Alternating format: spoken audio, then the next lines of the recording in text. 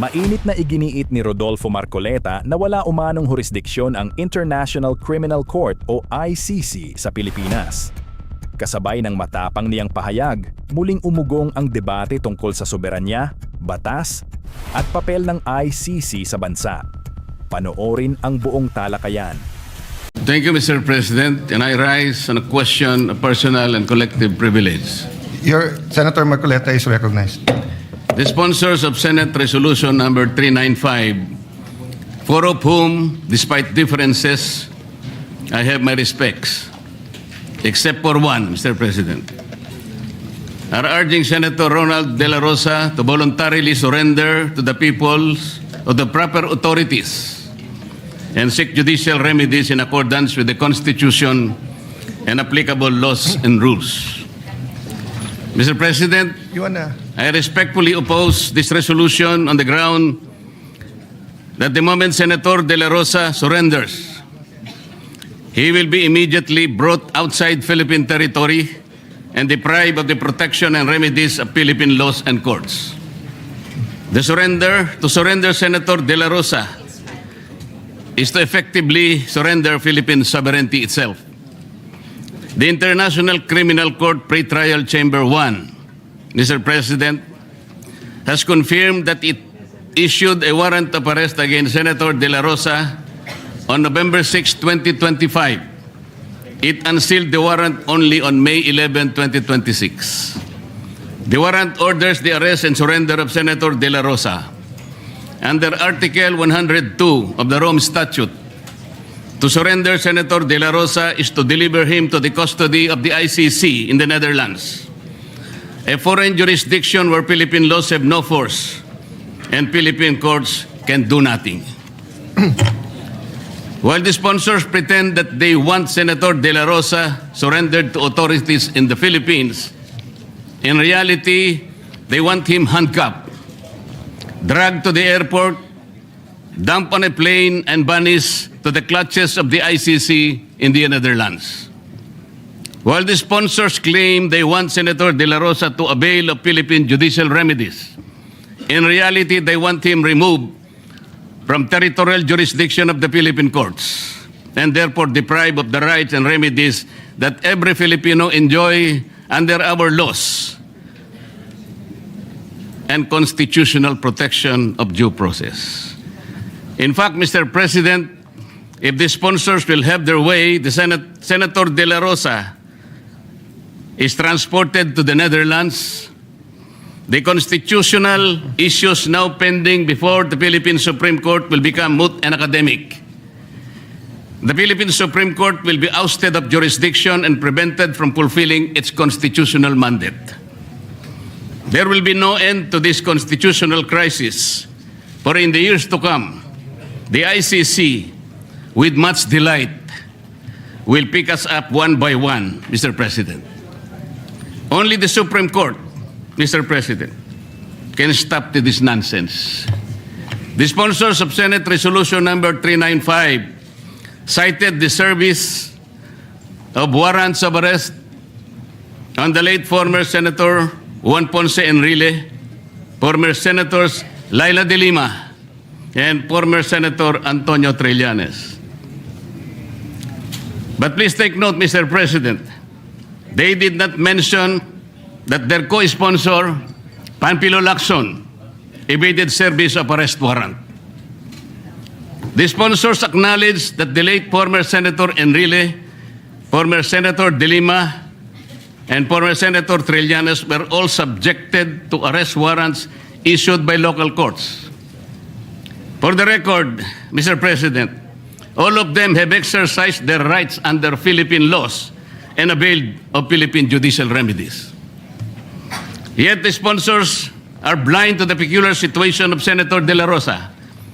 Unlike the late Senator Enrile et al., who faced arrest warrants issued by Philippine courts, Senator De La Rosa is facing an arrest warrant issued by the ICC, a foreign court which jurisdiction the Philippines does not recognize anymore.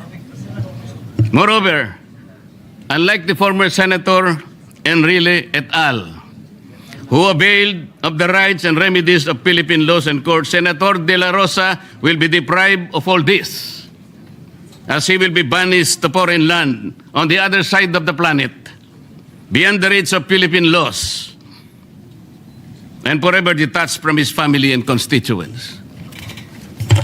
Therefore, if the sponsors are sincere in their desire that Senator De La Rosa be accorded the same rights and remedies as those enjoyed by Senator Enrile et al., they should not allow his surrender to the ICC. They should instead withdraw Resolution number 395. The sponsors recognize that under Republic Act 9851, it is the regional trial court that has exclusive original jurisdiction over offenses constituting crimes against humanity.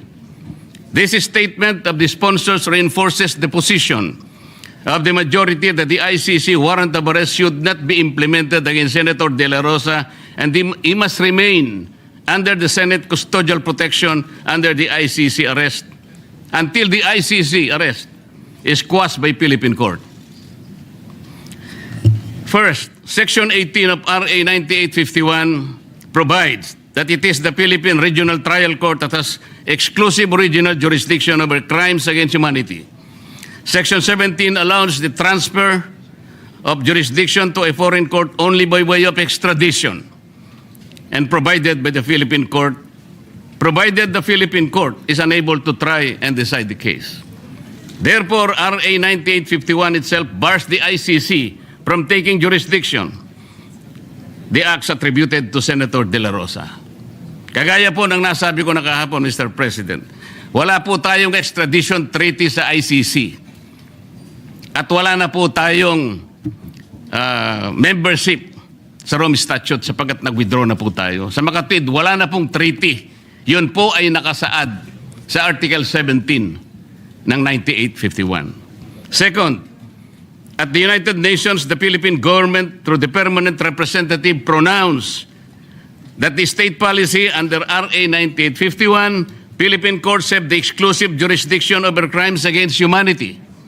It also declared that Philippine courts have the competence and capacity to try and decide these cases. Kung ganun po pala, this is the national policy already articulated even before the halls of the United Nations. Bakit pinipilit pa natin na iserve ang isang warrant of arrest na hindi na natin kinikilala ang jurisdiction ng lintik na ICC na yan? Hence, the Philippine state policy is to assert and exercise local jurisdiction rather than recognize foreign jurisdiction such as that of the ICC. Third, the Philippine government has assumed and exercised local jurisdiction under RA 9851 over the crimes arising from extrajudicial killings allegedly committed by Senator De La Rosa. Philippine local jurisdiction already set in when Senator De La Rosa was served a subpoena by the CIDG in connection with its investigation of said extrajudicial killings. Senator De La Rosa has stated that he is ready to respond to the subpoena. It is of no moment, Mr. President, that today the CIDG withdrew the subpoena. It is a legal ruse. It's a legal legerdemain. Ang akala nila kung withdraw nila yung subpoena, wini-withdraw na yung case. No, Mr. President, the case is kicking and alive. It triggered already the jurisdiction of our National Prosecution Service and eventually the courts of this country. The crimes under investigation by the CIDG are the same crimes for which the ICC has issued a warrant, Mr. President.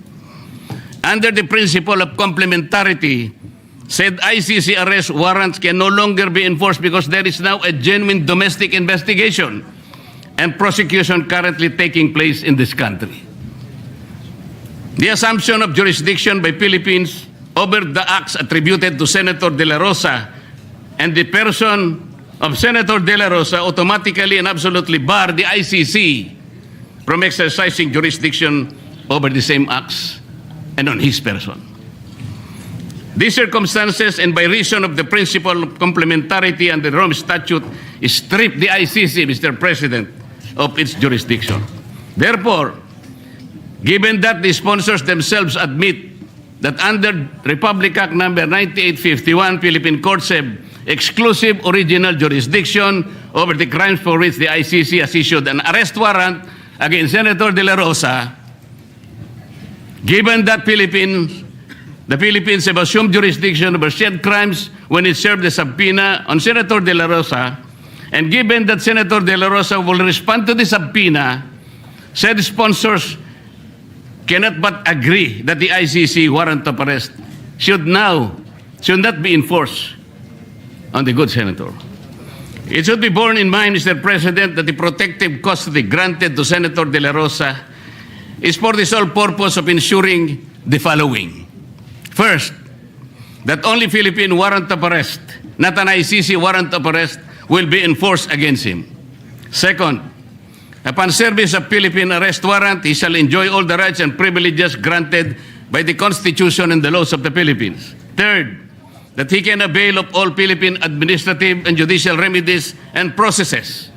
Fourth, he shall remain in Philippine territory where he can exhaust all said administrative and judicial remedies and processes. And finally, and most important of all, the jurisdiction that the Philippine has assumed over his alleged crimes under R. 9851 must be exercised to the total exclusion of the ICC. Finally, Mr. President,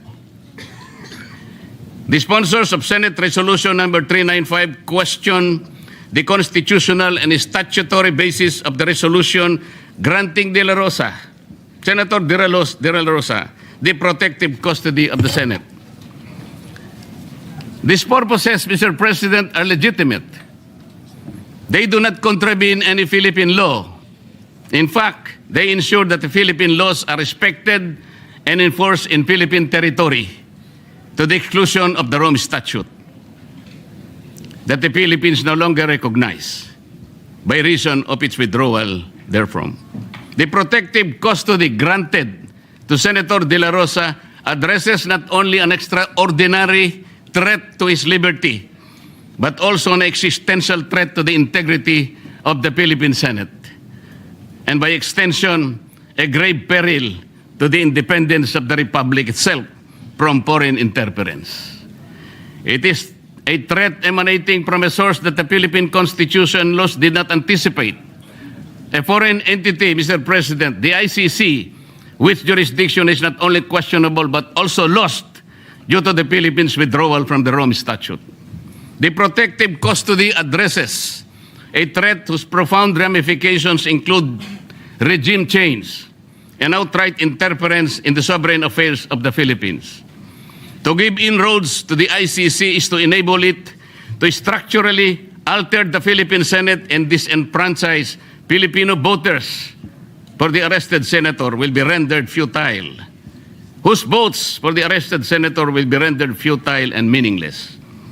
The ICC will transform Philippine agencies as its own puppet and tools and hold hostage Philippine officials, civilian and military, against whom it can initiate prosecution anytime and in perpetuity.